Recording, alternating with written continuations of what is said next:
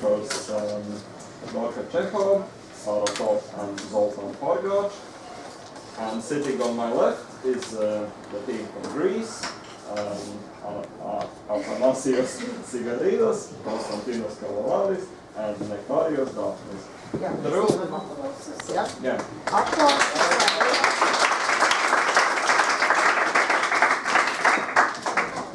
The rules of the debate and the speaker's duties stay the same as yesterday. So the affirmative team's first speaker will introduce and define the topic and present all of the team's arguments.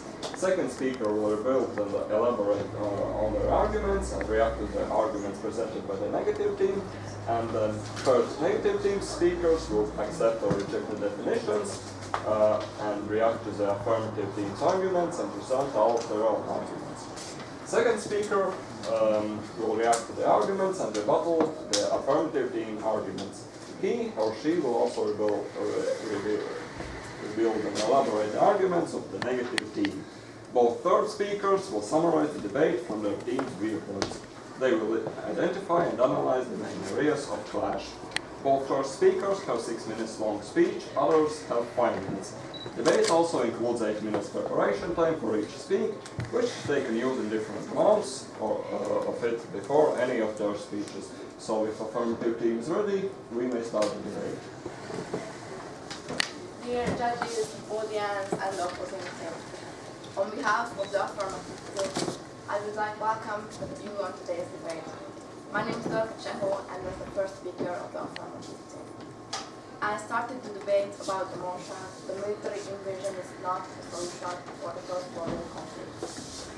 So, military invasion or intervention is one of the most controversial political issues nowadays. Although since 1955, the Second World War, there hasn't been open warfare. Still, there are several military conflicts and several independent military groups. Because of this, many people die every day. It is a fact, as Case Tillman, Midland coordinator for the AIM trade, claims that a military conflict is the most victims nowadays are civilians, not soldiers. Therefore, we the affirmative team think. The pacifist viewpoint is agreed that military invasion is not the solution for the cross-border conflict.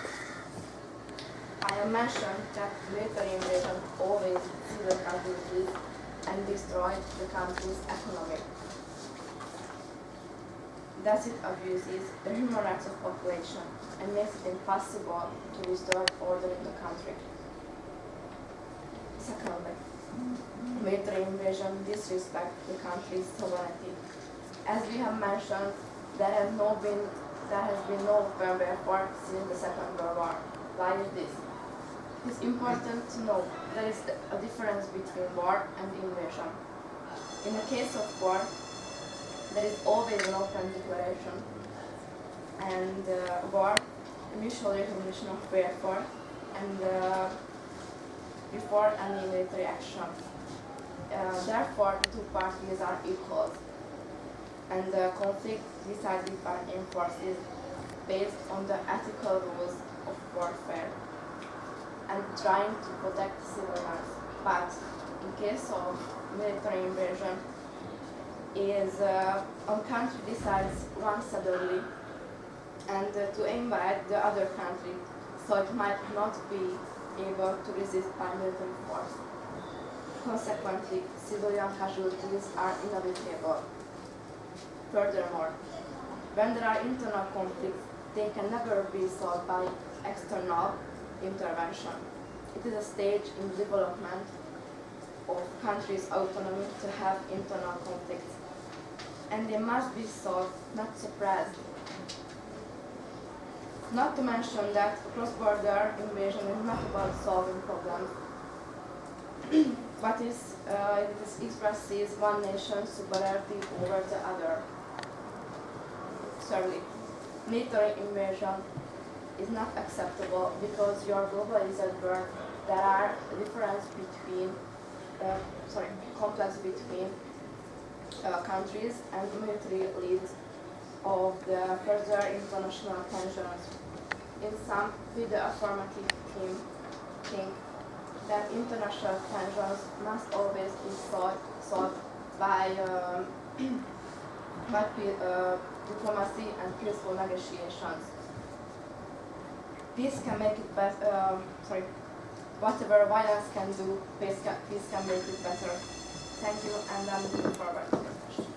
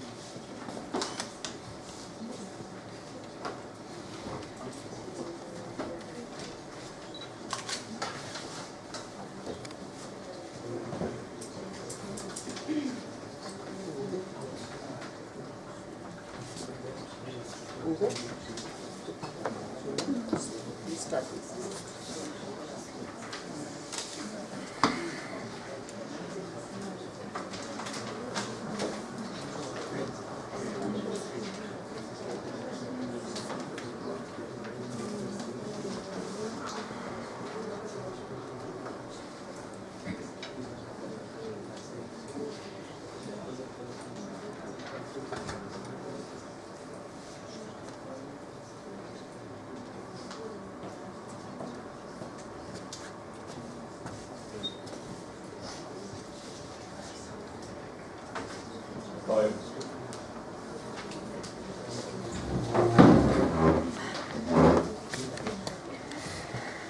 So you mentioned that diplomacy can help, can prevent armed conflict. But what happens when diplomacy fails? What's the next step?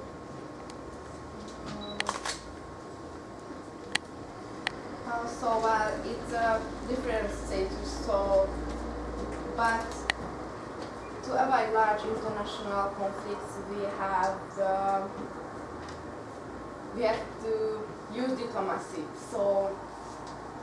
And peaceful negotiations into the war. So the peaceful negotiations the best way.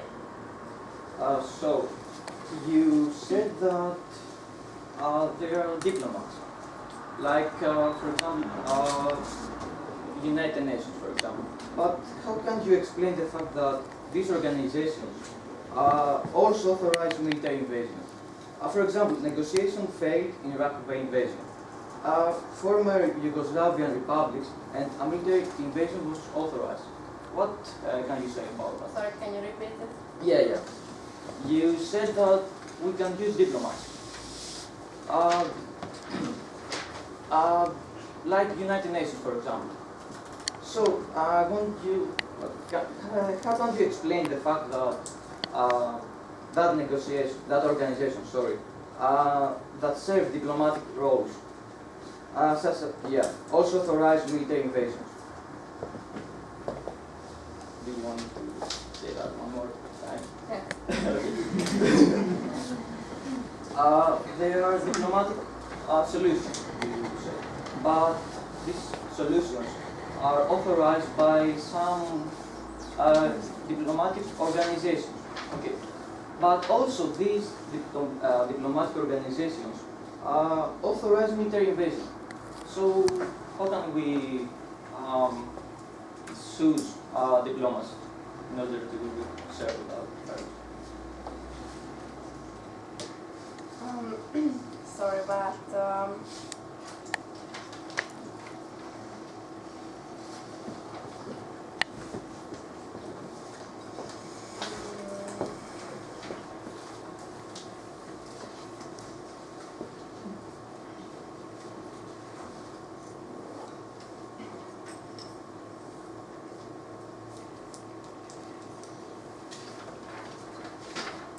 okay, I can say that more in a civil way.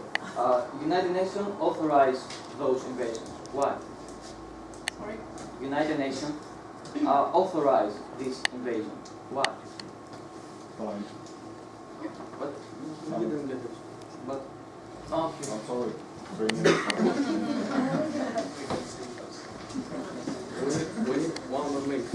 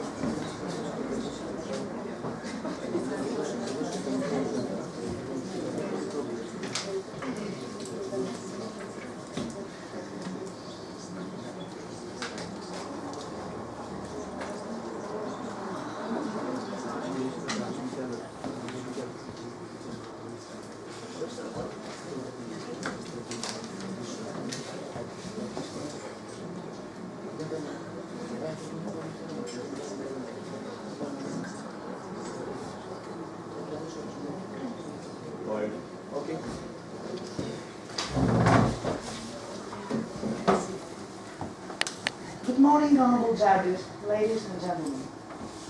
The topic of today's debate is that military invasion is not the way to deal with cross-border problems. We don't understood the definition given by the affirmative thing.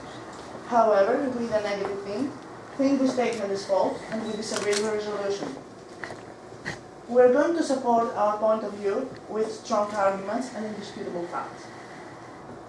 Before moving on to our points, I would first like to refute some of the points introduced by the first affirmative speaker.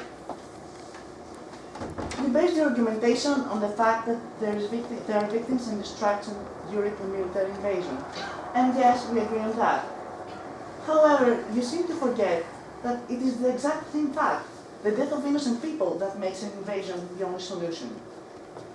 When a government or terrorist organization is inflicting pain and death upon civilians, military invasion can stop that and can potentially save hundreds or even thousands of lives. This is the example of the Bosnian War. After Bosnia's independence in 1994, Serbian forces, accompanied by Bosnian Serbs, attempted to ethnically cleanse the territory of the Bosnians. Mass executions, concentration camps, rapes, and forced displacements are recorded by human rights organizations and research centers. Srebrenica massacre was the worst episode of mass murder within Europe since World War II. It was NATO's military invasion that led to a peace agreement and the end of the slaughter. Indeed, discussion of military invasion is present in political circles. We, the negative team, have based our argumentation in favor of military invasion in order to solve cross-border problems on three principles. First of all, we support the use of military force to address extraordinary suffering of people, such as genocide or large-scale violation of human rights. In addition, we also support the use of military force when the national sovereignty of a country is threatened by bordering countries. Last but not least, customary international law has always recognized the principle of military invasion. Military invasions are often accepted by international organizations such as the United Nations. As the first speaker of the negative team, I begin with explaining how an invasion guided by humanitarian purpose can be justified. Our second speaker will elaborate on our other mentioned arguments, and our third speaker will reach a conclusion of this debate. Ladies and gentlemen, I would like to ask you all to think on the following not so imaginary situations. Imagine a country where violent crimes are committed against a national, racial, or religious group with the intent to destroy the existence of the group. In the past 150 years, tens of billions of people have lost their lives in genocide or mass atrocities. Millions have been tortured, raped, and forced from their homes. The ethnic cleansing of Romanians by Ottomans between 1915 and 1923, and the massacre of Bosnian Muslims between 1992 and 1995 during the conflict in Bosnia, represent just some of the historic examples that serve to remind us that there are cases when the use of military force is justified. Therefore, we believe that when such atrocities occur between neighboring entities and there are no other options left, military invasion the use of military force is justified. And I would like to add the following. There is no mere universal consensus that all individuals are entitled to the right to life and physical safety. When these rights are violated, other countries and international organizations have the moral duty to protect these citizens who live on foreign land. Despite the misgivings of many countries, human security as a justification for military invasion has gained widespread acceptance and has been adopted by the 60th anniversary United Nations Summit in 2005. Of course, we are aware of the fact that all military acts carry human costs. but we recognize that the imperative of stopping or preventing a genocide or a comparable mass slaughter can justify the use of military force. I'm looking forward to answering your questions. Thank you.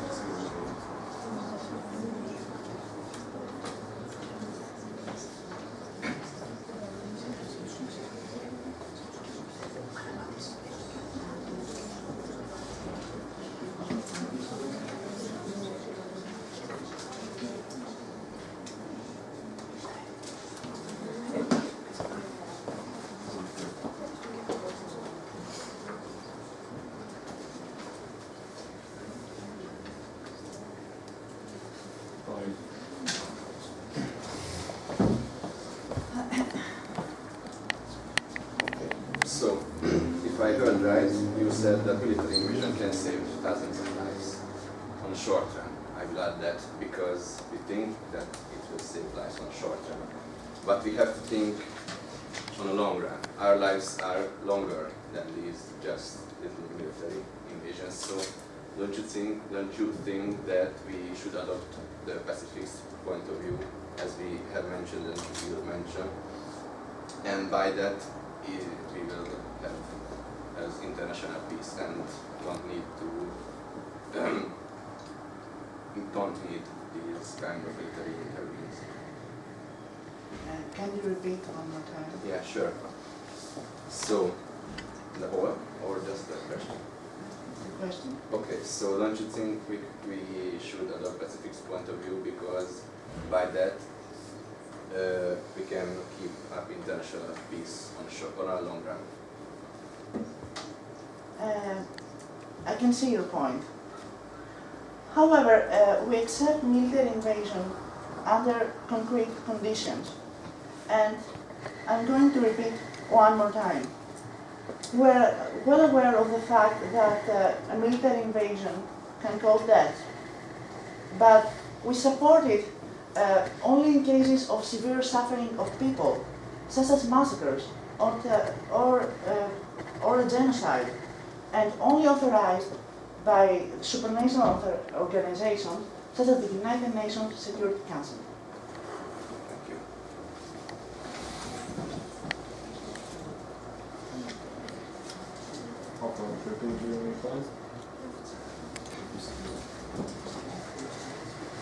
Dear colleagues, audience, and the present team, my name is Shana Tut, and I will go on elaborating on our points, but before, let me react to the arguments of the opposing team. So, we think that the nature of warfare has changed recently. Since the end of the World War II, as we have mentioned, there has been no open warfare, but we can see that the number of victims in military conflicts has increased. Why is this?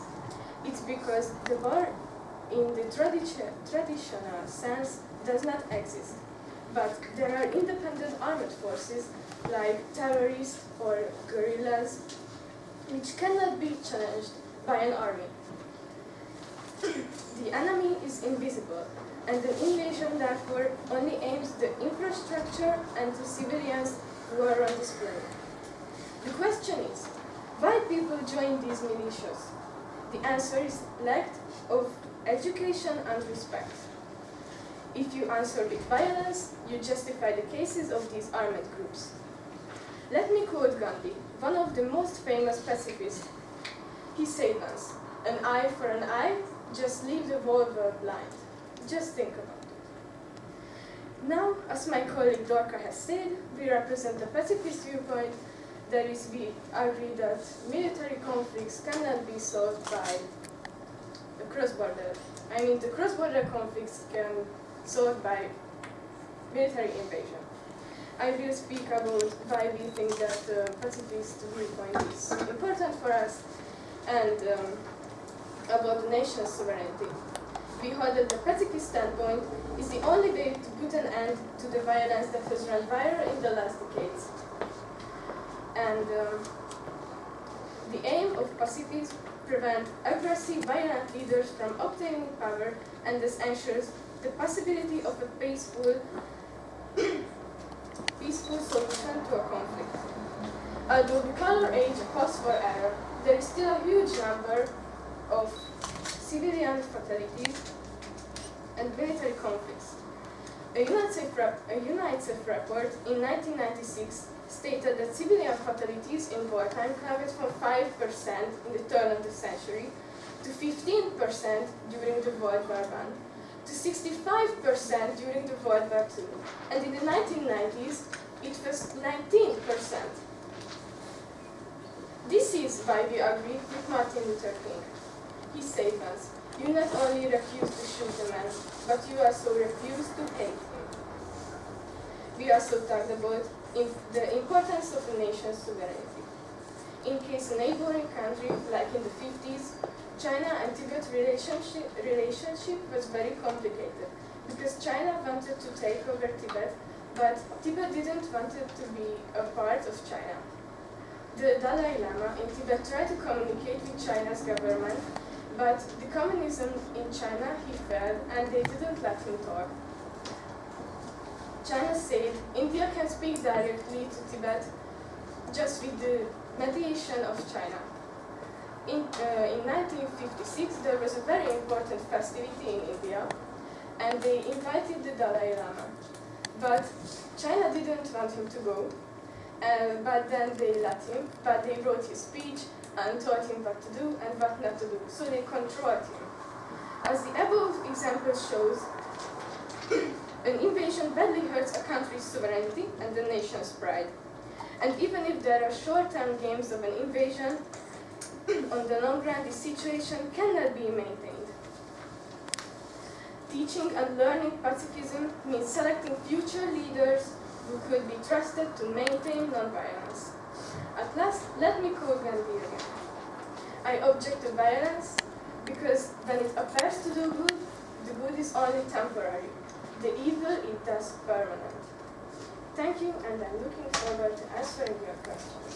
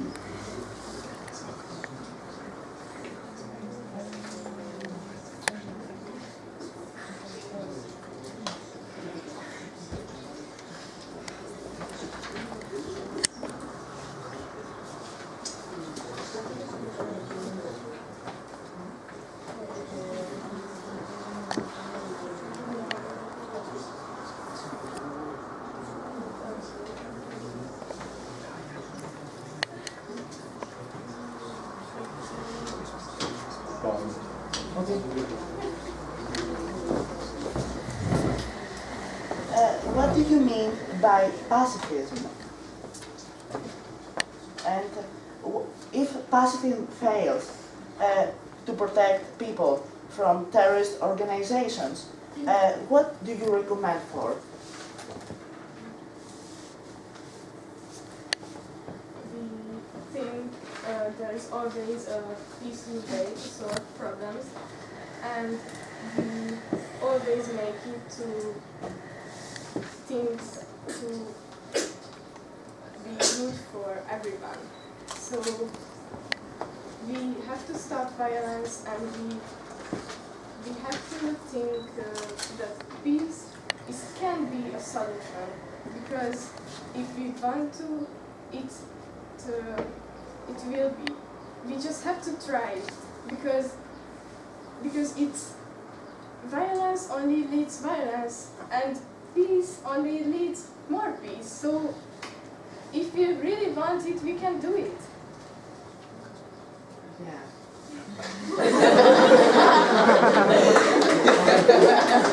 Can you give me an example? There's just one more question, right? I think that Can you give me an example of pacifism? When it worked? When the pacifism worked? Yeah. Like what Gandhi did in the Second World War. You can see examples on internet sites and books, but he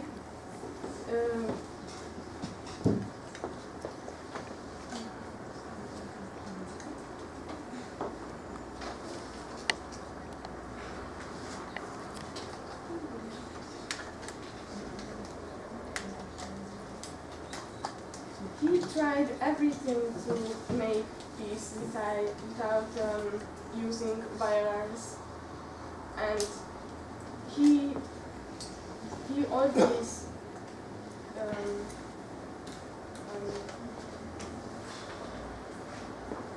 always could make it, because many of people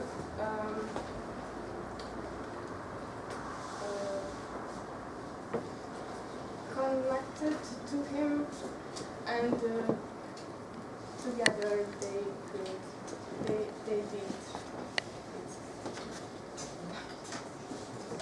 Thank you.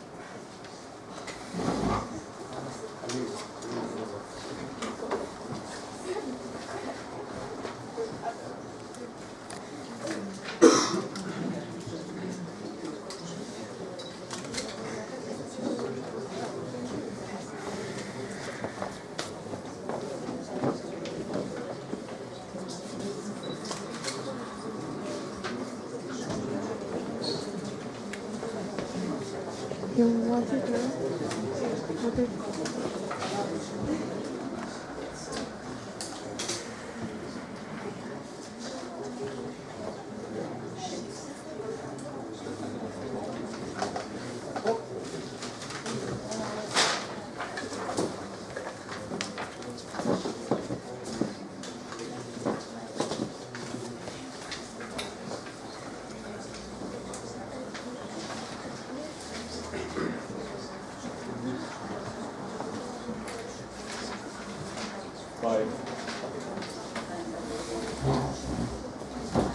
Honorable judges, ladies and gentlemen, it's a great honor for me to be here in front of you today and to talk about a controversial issue. I'm well aware of the public opinion. Military invasion may be a goal, and goal is always blood. Please allow me to describe different aspects of this issue, which show that military invasion can help to solve cross-border problems. Before I do that, I would like to refute the affirmative points. They claim, but in fact, we do not deny the power of pacifism and peaceful invasion, so as to counter cross-border issues. But we go far beyond that. What happens when pacifism and peaceful ways are not enough? What is the next step? This can be easily seen with the example of the World War II, where the military invasion gave the solution to Europe, which I will analyze further in my speech. So we do not exactly reject pacifism and all those peaceful ways. But when military invasion is authorized by international law, and there is no other option so as to save or restore international peace and security, then yes, we strongly support military invasion. So let's get to our argumentation. Our first speaker analyzed the humanitarian purpose a military invasion may have. I'm going to prove you that a military invasion can be justified when it comes to protect a country's sovereignty. Our first example comes from the World War II. It was the Allies' military invasion which helped Europe to regain its liberty from the Nazis. From July to October 1944, the Western Allies invaded Rome, France, and Athens, so as to free them from the Nazis. At the same time, the Soviet forces launched a powerful offensive over the entire Eastern Front. The outcome of the World War II was determined. Adolf Hitler committed suicide and Germany surrendered. And I can't help but wonder, should we overrule those kind of invasions? Was there any other way for the European countries to regain their liberty? Or what would Europe be now if they found the cure? Now let's think of another situation. Back in 1990, Iraqi leader Saddam Hussein ordered the invasion and occupation of neighboring Kuwait, trying to get access to the Gulf. At first, fellow Arab powers tried to find an internal solution, but they didn't manage to. So they called the United Nations to intervene. The UN's Security Council condemned all Iraq's actions, reaffirmed the sovereignty of Kuwait, and leveled sanctions over Iraq. Nevertheless, sanctions and diplomacy didn't manage to effect on Iraq's timely withdrawal from Kuwait. As a result, a USA-led international coalition of forces attacked Iraq positions. After 42 days of constant battles, Iraq finally surrendered and balance was brought back. So, I can't help but wonder again. First, Iraq's military invasion of Kuwait is a violation of the international principle of state sovereignty. Second, Saddam Hussein was blamed for stockpiling weapons of mass destruction and had violated significant human rights. So, who would seriously claim that a military invasion would have taken place? The invasion was asked by the fellow Arab countries. There have been months of diplomatic procedures before, and it was authorized by the United Nations. We absolutely believe that military invasion was the only solution, and history proved that. Finally, military force is legalized by international law.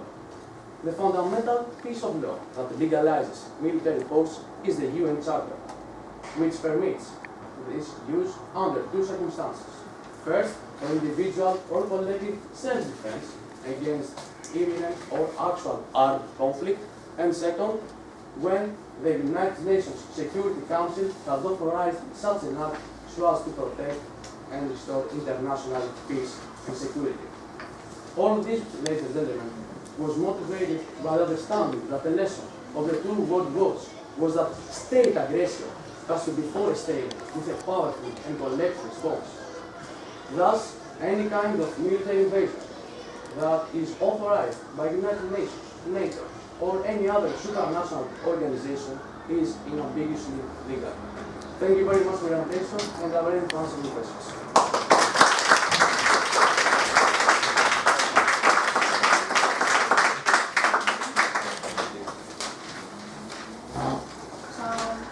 You think it's okay if the government of a developing country uses a large part of its budget on armament instead of spending on education or health?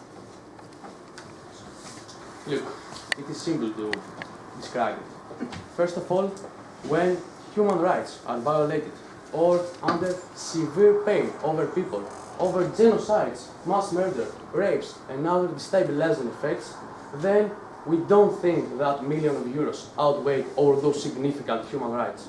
In fact, we strongly believe that this is the right solution because no one will negotiate. Those criminal actions has to be stopped, and we don't matter the cost. To save money, there can be other ways.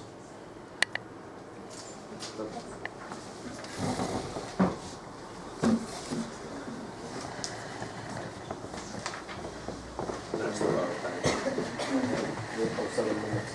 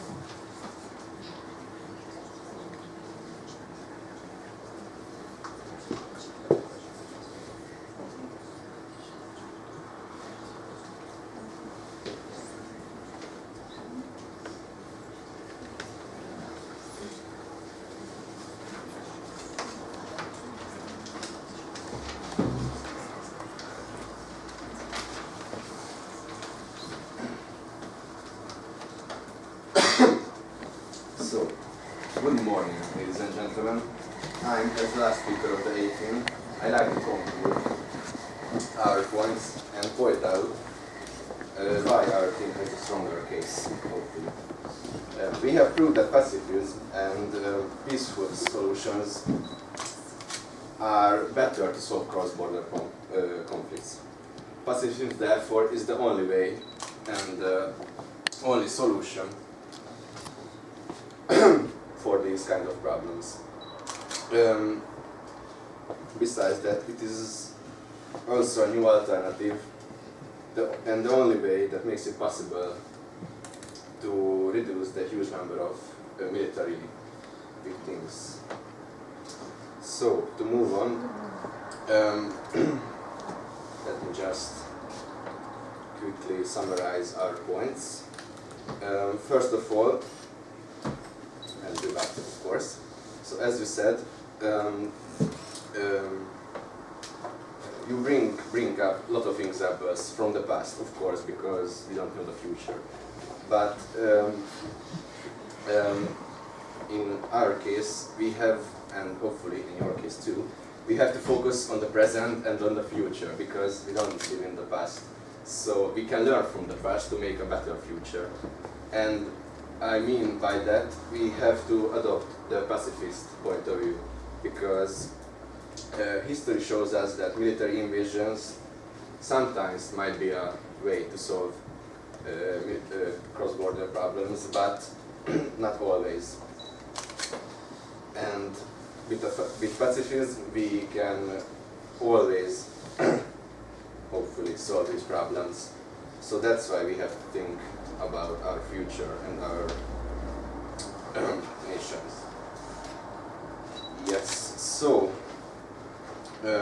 and yeah, you also said that Gandhi and Martin Luther King done something, but they just two guys, so might be they don't know anything about this. But that's why we say that we have to adopt pacifism on a global scale, like on the world. And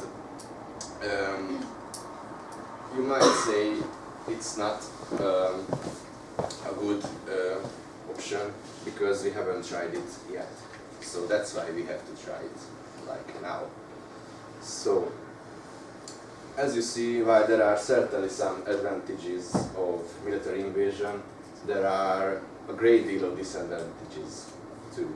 So, military invasion is an extremely violent and drastic measure that should be undertaken only if it's extremely necessary. And unfortunately, governments often fail to consider peaceful options, processing immediately to violence. And why is it a problem, you may ask? Because the world is just too fragile to allow any kind of military conflicts. Because by them, a cross-border conflict suddenly becomes an international one, and this brings up more problems that were before.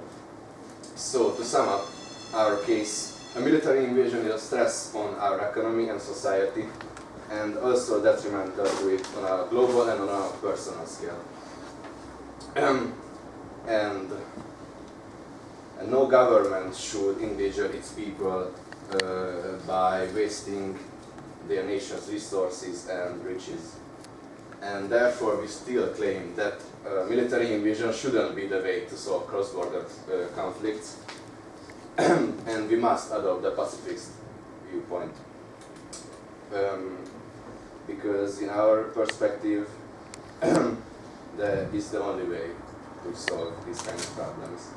And to close my speech, anything that violence can do, peace can do it better. Thank you.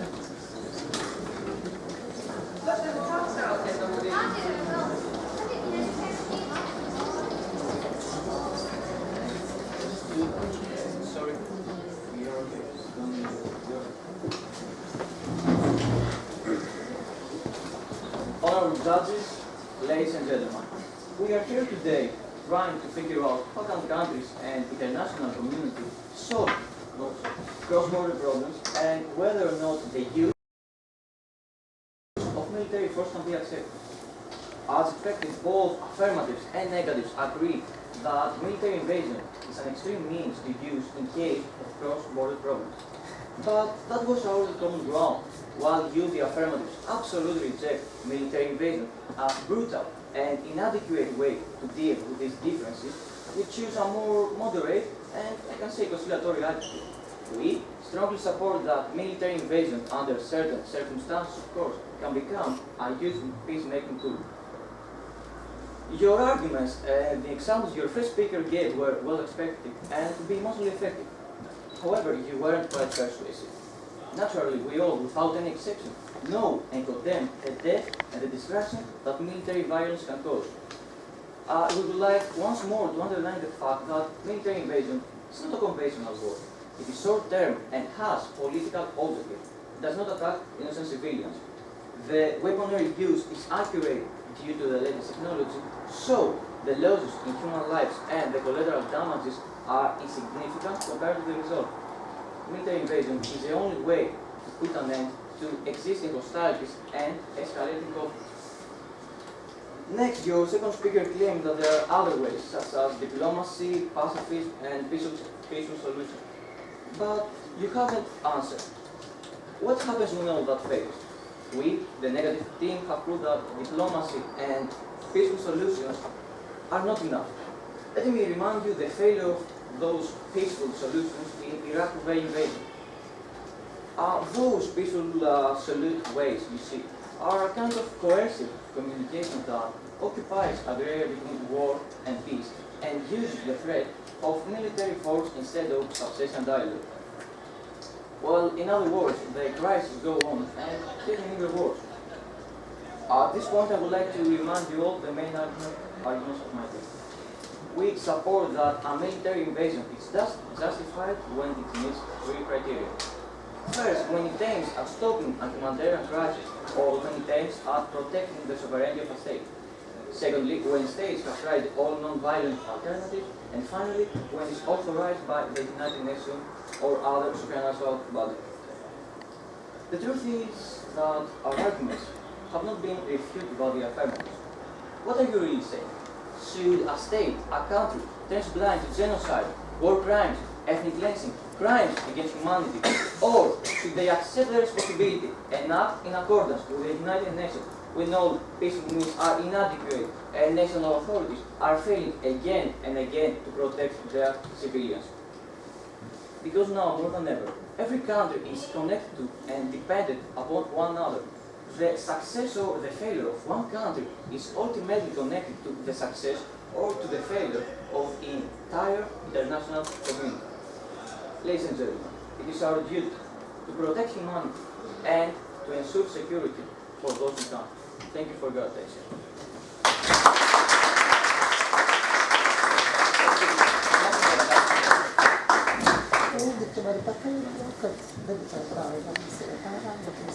Okay, so the debaters and spectators could go out so the judges can confirm what their scores.